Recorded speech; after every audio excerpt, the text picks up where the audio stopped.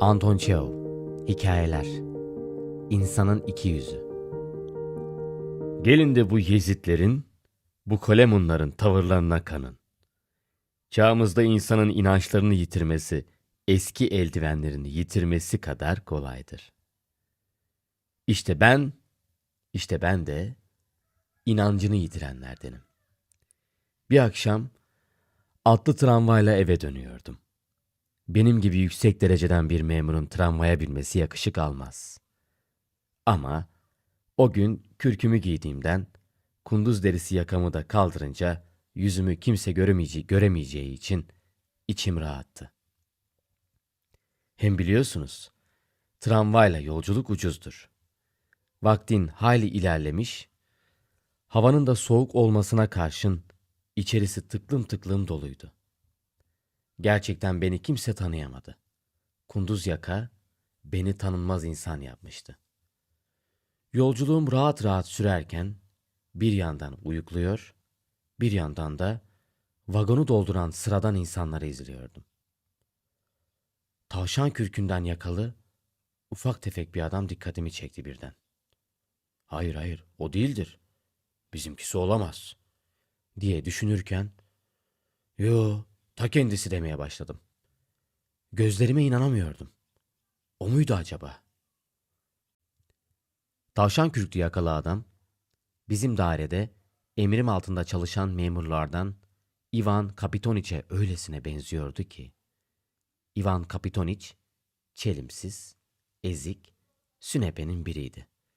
Yerlere kadar eğilerek bayramınızı kutlamaktan, bayanların yere düşürdüğü mendilleri almaktan başka bir işe yaramazdı.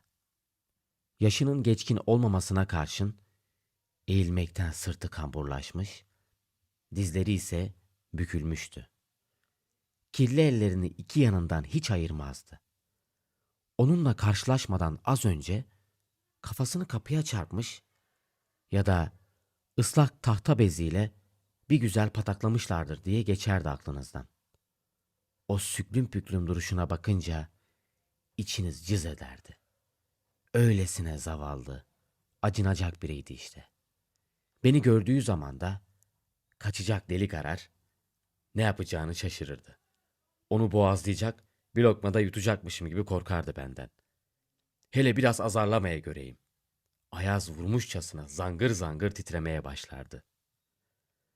Ondan daha ezik, daha suskun, daha umarsız birini gördüğümü anımsamıyorum. Yakası tavşan kürklü adam Ivan Kapitoniç'i getirdi aklıma. Nasıl da benziyorlardı birbirlerine. Bununla birlikte Ivan Kapitoniç'in mıymıntı ve zavallı görünüşü yoktu bunun yüzünde. Arkadaşlarıyla konuşurken, daha da önemlisi siyasetten söz ederken kendini dinletmesini biliyordu. Elini kolunu sallayarak öyle bir rahat konuşması vardı ki hiç sormayın. Hamlet'in ölümü Bismarck'ın ekmeğine yağ sürdü. Akıllı bir adamdı Hamlet. Biraz da yaşasa Almanlara kök söktürürdü. En azından büyük bir savaş tazminatı koparırdı. Kendisi bir Fransızdır ama gerçek bir Rus ruhu taşıdığına eminim. Yetenekli bir devlet adamıydı. Vay, bakın şu sünepenin söylediklerine. Bilekçi ona doğru yaklaşınca bizimki Bismarck'ı bırakıp berikine çullandı. Bu tramvayın içerisi neden bu kadar karanlık bakayım? Mumunuz mu kalmadı yoksa? Ben daha önce böyle bir düzensizlik görmedim. Haddinizi bilecek biri yok da onun için değil mi? Avrupa'da olsa size çoktan gerekli cezayı verirlerdi. Halk sizin için değil, siz halk için varsınız. Tanrı hepinizin belasını versin. Anlamıyorum ya. Niye amirlerinizden biri gelip de bu durumu görmez? Az sonra ilerlememiz için bizlere uyardı.